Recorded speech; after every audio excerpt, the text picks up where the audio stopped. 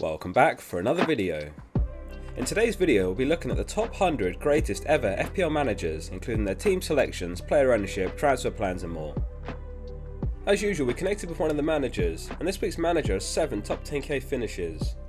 He discusses the players top of his watch list and the Man United assets. If you want to keep up with what the greatest ever FPL managers are doing this season, don't forget to subscribe. Enjoy the video. With the many millions of FPL managers, just barely 100 meet the criteria to join our list. The criteria to join this list is a minimum of 4 top 1k finishes or a minimum of 7 top 10k finishes. They are undisputably the greatest managers to have ever played the game, with a record to prove it. Their decision making, planning and understanding of the game is exceptional. We call them the Elite 100. That said, there's actually slightly more than 100, but to keep it simple, we'll mostly use percentages when going through their teams and moves. Let's start off with the Elite 100's team selections. By aggregating all of their teams together, we can arrive at a consensus team, which is a full squad of 15 players that they agree on having the most. One reasonable conclusion you could draw is that the higher percentage a player has, the more you should consider owning them. The Elite 100 template team is as follows. For the first time ever, no changes to the team this game week. This is perhaps an indication that the Elite 100 aren't currently clear which direction to take their teams before we see a shake-up to the template. Man United have the best run of games in the league coming up, and a new manager, though it's too early to say which assets we want to move for yet, if any. The premium defenders have been outstanding and given us no reason to consider shifting them on. Conversely, the strikers have mostly underperformed in recent game weeks, and there's no obvious forwards to currently shake up the front line. Jota's been the one player who's shaken up the midfield. His ownership is up a further 20% to 79% owned. Likewise, Alonso's jumped from 23% to 45%, and he displaces Rudiger in the starting 11. Man City are another side with a great run of games ahead, but again it's challenging to predict which players to move for, with Foden having missed a couple of games and other attackers sharing minutes. Heading into Gameweek 14, here's their transfer activity. A calm game week as 30% of the Elite 100 rolled their transfer, and 55% made use of their free transfers. 14% took a -4 hit, and a single manager took a -8. No -12s this week. Before we take a look at their transfers, we caught up with Mark Mansfield again from the Elite 100. We last spoke to him all the way back in Gameweek 5, and he's having another strong season. Mark has an incredible 9 top 20k finishes, which includes 7 top 10k and 2 top 1k finishes. Here's what he had to say. The first question was, which players are top of your watch list? He said, I'm keeping an eye on possible replacements for Rudiger, Son, Rafinha and Antonio over the next couple of weeks.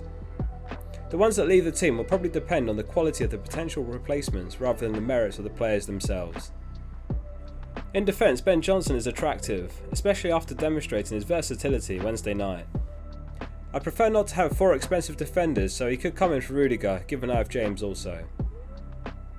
I'll be looking at City and United midfielders to try and capitalise on those fixtures, so Foden, Gundo, Sancho, Bruno will all be under observation. Up front, the lure and value of Dennis and King is becoming difficult to ignore.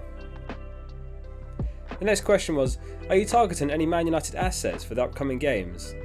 He said, yes, as mentioned, I'll be having a look at the United midfielders at the weekend. Bruno could be an immense differential, especially for those coming off Son. Surely Sancho will come into consideration given his price, and Rashford always has a goal or two in him. I'm very open-minded on this question. I won't go near the defence, and Ronaldo does not interest me due to how disruptive it would be for him to get a likely resting over Christmas. The final question was, what are your transfer plans for Gameweek 15? He said, I'd like to roll and most likely will, since I've got Rafinha and Son to potentially deal with in Gameweek 16, but Antonio could be sold. He's been highly infuriating lately, but there's not many places to go to. I genuinely don't see any striker in his budget that is a better option than rolling. Maybe Che Adams is a dark horse being overlooked by the rabid FPL masses at the moment. He has 3 and 5 and reasonable fixtures coming up. Thanks again to Mark for taking the time to come on this week's episode. A link to his socials are in the description. If you are enjoying this video, don't forget to hit like and subscribe for future episodes. Let's take a quick look at the chip usage among the Elite 100 next. Nothing to report on this week either, with no chips used. However, 7% have the first wildcard left, which will no doubt see used soon, with the game weeks to use it running out. The first wildcard expires after Tuesday 28th December 11 AM UK time, or in other words Gameweek 20, so there's 6 game weeks left to use it, or you lose it. Onto the Elite 100 transfers. Jota and Alonso dominate the transfers this game week as 16 sold Foden for Jota, 5 sold Rafinha for Jota, and 4 sold Mbeumo for him. No points gained from the Rafinha to Jota transfer as both scored 8, but Jota has the kind of fixture run and Firmino reportedly still a couple of game weeks away. Chilwell, Livramento and Duffy were all sold for Alonso. Southampton's fixtures are a mixed bag, and in Duffy's case he's been benched for 3 of the last 6. 8 managers sold Foden for Gundogan and 3 managers sold Saka for Gundogan, who subsequently wasn't in the Man City squad for Gameweek 14. It just goes to show the Elite 100 are human after all. We'll finish by looking at how the Elite 100 managers are ranking currently. Their ranks are categorised into 5 areas: top 10k, top 100k, top 500k, top 1 mil and outside top 1 mil. The breakdown is as follows.